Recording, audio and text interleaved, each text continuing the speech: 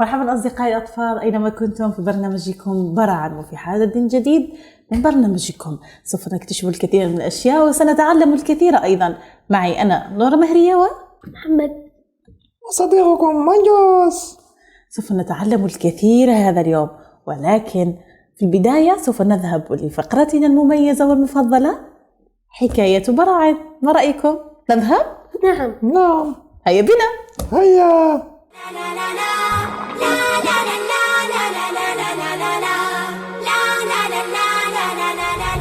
كان يا مكان في سالف العصر والأوان، كان هناك أرنب وأرنوبة ووالدتهم يعيشون بسلام.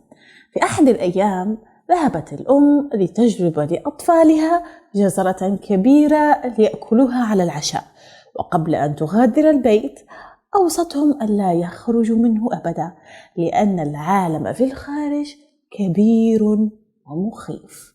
قالت الأرنوبة لأخيها أرنوب: إن أمي قد غادرت البيت وإني لا أراها، قد ابتعدت كثيرا. ما رأيك يا أخي أن نذهب بعد أن تغادر أمي بعيدا، ونلعب ونكتشف العالم الكبير الذي حدثتنا عنه أمي؟ فكر أخيها كثيرا وكثيرا، ثم قال لها بعد تردد: لكن أمي رفضت أن نخرج خارجا، ولكن دعينا نكتشف معا هذا العالم، لن يحدث لنا شيء، سوف نبقى هنا بالجوار. ذهبوا ولعبوا خارج البيت، وهم يلعبون ابتعدوا شيئا فشيئا عن بيتهم الجميل، وذهبوا إلى مزرعة هناك. وجدوا فجأة صندوقا مليئا بالخضار والفواكه، فقالت أرنوبة لأخيها: انظر، هناك صندوق مليء بالخضر والفواكه، دعنا نذهب لنأكل، فقد جعنا بسبب اللعب الكثير. ذهب أرنوبة إلى الصندوق ليأخذوا الفواكه، وحينما وصلوا داخل الصندوق بالضبط، حدثت العجيبة. ذهب الصندوق ووقع عنهم، وكان فخا وكمينا لأجلهم. أتت الفتاة وأمسكت الأرنبين، قالت لهما: لقد أتعبتماني طوال اليوم، قد فسدتم وأفسدتم الحقل وتعب يوم كامل، سوف أعاقبكما بأن أحبسكما عندي. أخذتهما الفتاة ووضعت أرنب وأرنوبة في قفص قرب كوخها، وحبستهم هناك وتركتهم مدة طويلة. صارت أرنوبة وأرنوب يبكيان كثيرا وحزنا على ما حل بهما، فقد عرفا أن والدتهما قد نبهتهما من أن يحدث لهم هذه المصيبة أو غيرها من المصائب في هذا العالم الكبير والموحش. لأنهما لم يستمعا كلام والدتهما حدث لهما هذا. حينها صارا يبكيان ويصرخان ويستنجدان عسى أحدا ما ينقذهما.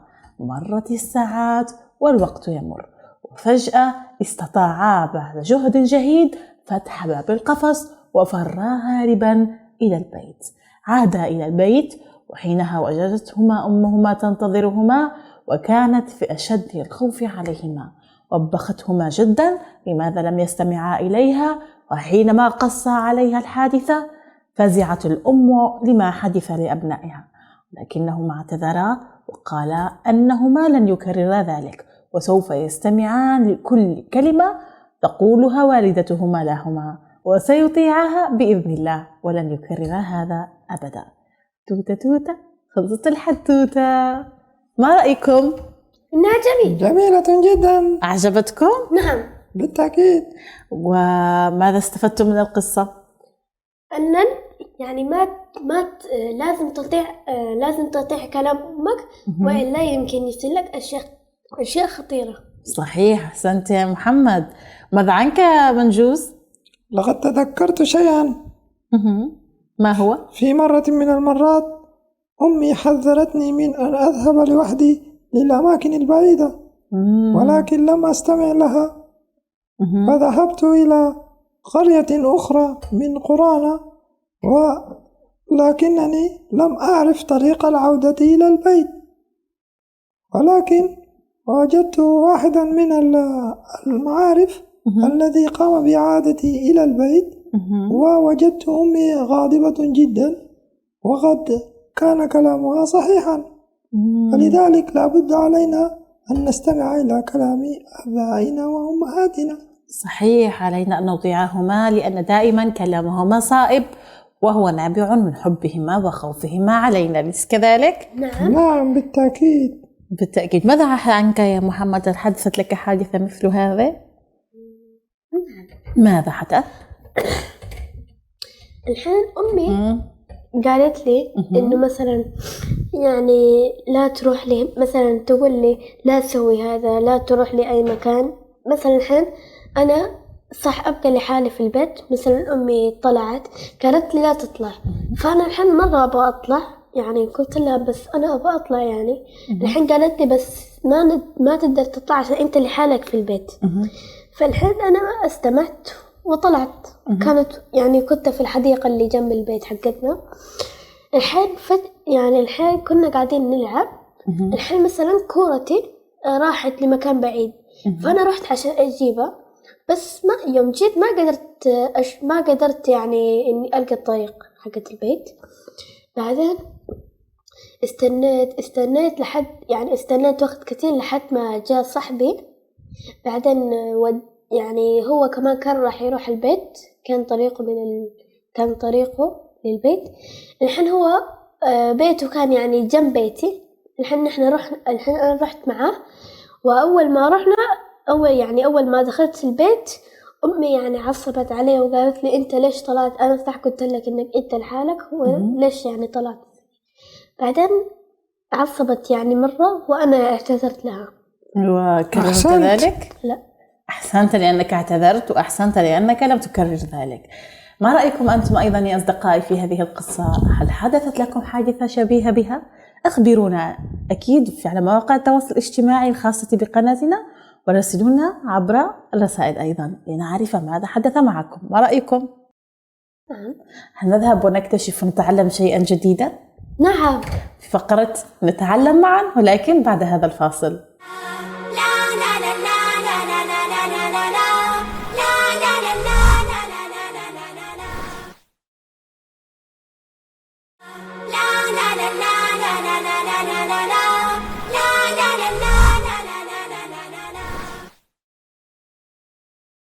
مرحبا أصدقائي، أينما كنتم عدنا إليكم بعد الفاصل، وهذه المرة سوف نكتشف ونتعلم شيئا جديدا في فقراتنا وفقرتكم المفضلة. ما رأيكم؟ تشوقون الفقرة القادمة؟ نعم. ماذا هي أو ما هي فقرتنا القادمة؟ هل هي الرسم؟ نعم، مع فقرة لنتعلم معا. هيا بنا نتعلم معا.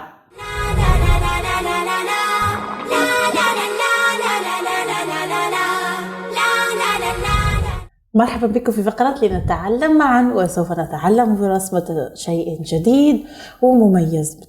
تشوقون له؟ نعم.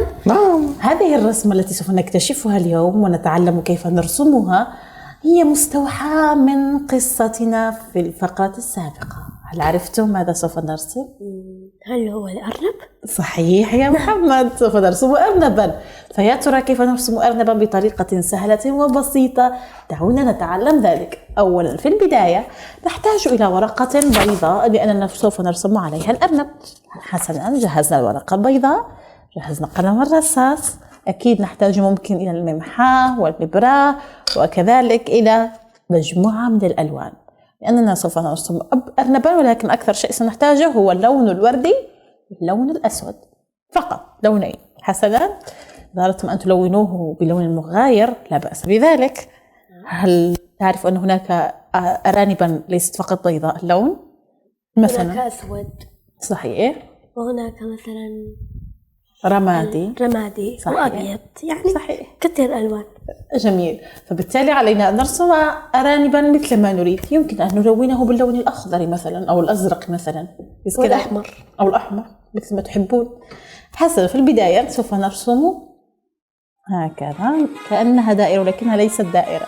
نتوقف هنا ونرسم الأذنان بهذه الطريقة هكذا، ثم نرسم الأذن الثانية بهذه الطريقة. ماذا رسمنا؟ رسمنا رأس الأرنب.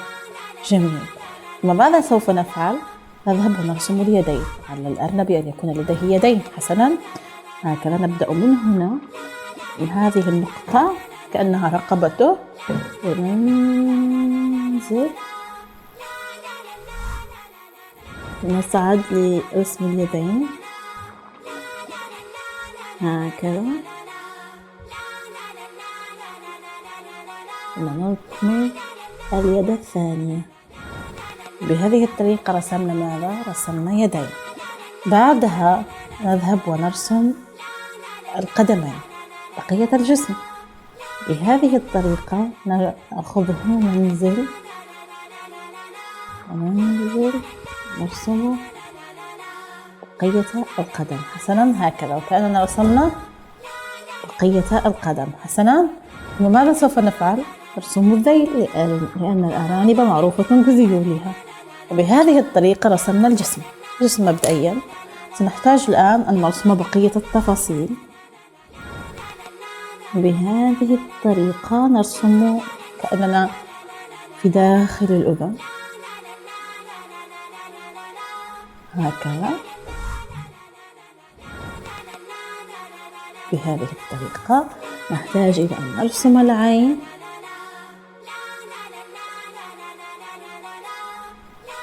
ونرسم الفم والأنف. الأنف سيكون شكله كأنه مثلث.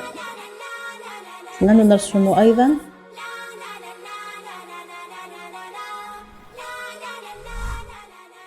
هكذا بعضا من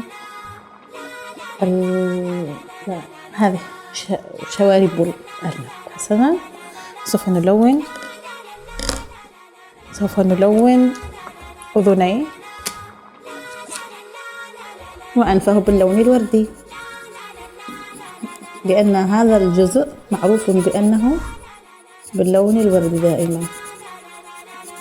هكذا نلون الجزء الأذن الداخل. يمكننا أن نرسم أشياء أخرى أيضا. ما رأيكم أن نرسم أرنوب وأرنوبة معا، بما أننا تحدثنا عليه؟ سوف نعيد رسم أرنب آخر سيكون أرنوبة. تمام، وهكذا نكون قد رسمنا أنفه. إذا أجعل له لسانا فأحتاج اللون الأحمر.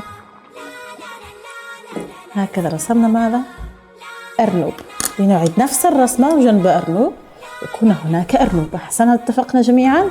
نبدأ نعيد نفس الطريقة، نرسم كأننا في نصف دائرة.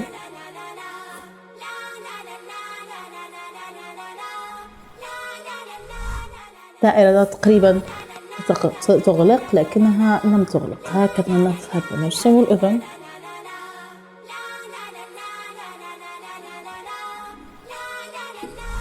بهذه الطريقة رسمنا الأذن، ونذهب ونرسم اليدين.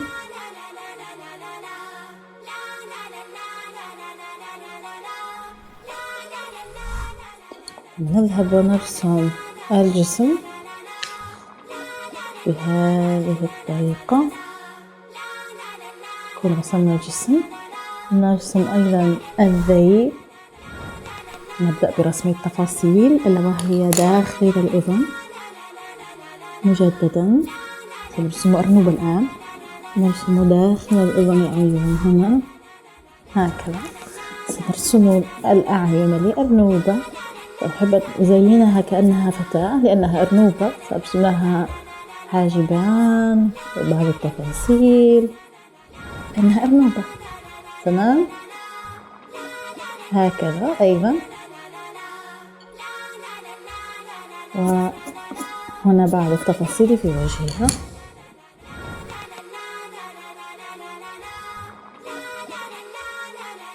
بطبيعة الحال أرنوبة لازم أن تكون فتاة، بس كذلك فسوف نرسم هنا كأنها قلادة لأرنوبة. أبدعوا يا أصدقائي، ارسموا ماذا تحبون، كيف ما تشاءون، إنها رسمة. ثم نضيف هنا بعض التفاصيل والإكسسوارات. سلام، هكذا جميل. هذه الآن أرنوبة أمامنا. تحتاج إلى اللون الوردي. تفضل. سوف أعمل هنا كأنها أحمر قليلا عوض الوردي.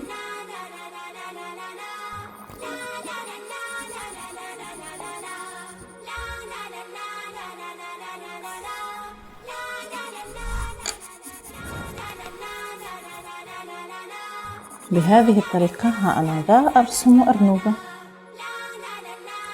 حسنا، أريد أن أجعل هذه باللون البنفسجي مثلا. هذا الشريط الذي جعلناه على وجهها أو رأسها يزين رأسها لونه بنفسجي، وهذه القلادة سوف أجعلها بذات اللون لونه بنفسجي. ما رأيك يا محمد؟ هل الأرانب جميلة؟ هل تحب الأرانب؟ جميل. هذه أرنوبة الشقية التي أخبرت أخوها أن يغادروا البيت، وهذا تصرف خاطئ لأنها اعتذرت في النهاية.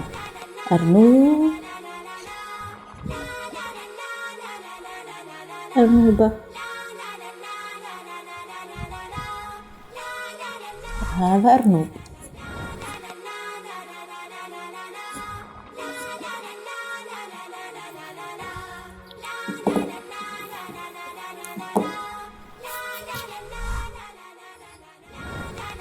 هذا أرنوب. ما رأيك يا محمد؟ أرنوب وأرنوب. دعني ألون أرنوب وأرنوب. حسنا. الاسم أيضا أريد أن ألونه لأنني أسميتهم أرنوب وأرنوب.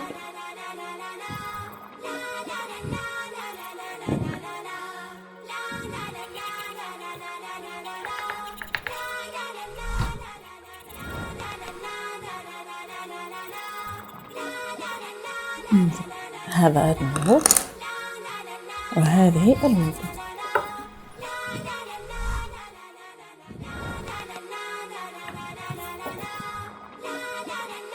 هذه رسومات جميلة. شكرا يا منجوز. إن رسمنا جميل. أليس كذلك يا محمد؟ هل يمكنني أن أخذها وألعب بها؟ لا يمكنك ذلك. لماذا؟ لأنها تحب أن تكون هادئة في البيت. لقد وعدت والداها بأنهما لن يغادر البيت. إذا تذهب إلى البيت معهما حسنا، والخارج لا. حسنا. انظروا إلى رسمة محمد الجميلة. ما شاء الله. أين أرنوب وأرنوبة؟ هذه أرنوبة. أحسنت. ما شاء الله جميل. انظر إلى رسمة محمد أيضا، إنها مبدعة. ارفعها هكذا قليلا للشاشة لكي تظهر. أحسنت يا محمد. إن رسمته مميزة. أرنوبة وأرنوب. ماذا سميتهما؟ أيضا أرنوب وأرنوب. نفس الاسم؟ أحسنت. حسنا. ها هي رسمتي أنا أرنوب وأرنوبة. أريهم أيضا رسمتك. رسمة محمد جميلة جدا يا أصدقائي. إنها أرنوب وأرنوبة. بهذه الطريقة رسمنا مجموعة من الأرانب.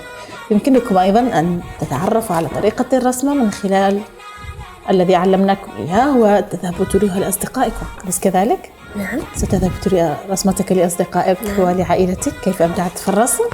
حسنا. تشوقون أيضا لنرى رسوماتكم يا أصدقائي. ما رأيكم أن ترسلوها لنا عبر الرسائل مواقع التواصل الاجتماعي الخاصة بقناة فضائية السلام. نحن ننتظر في رسائلكم وإبداعاتكم ورسوماتكم الجميلة. أليس كذلك؟ نعم. ما رأيكم أن نذهب ونكتشف فقرة جديدة؟ نعم. حسنا. تشوقون؟ نعم. نعم. هيا بنا إلى الفقرة القادمة من التحدي. هيا بنا. هيا.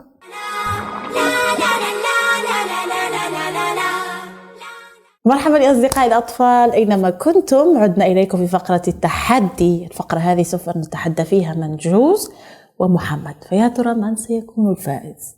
أكيد هو منجوز. لا، سأفوز عليك. أنا سوف أفوز عليك. هذه المرة سأفوز عليك. سوف نرى.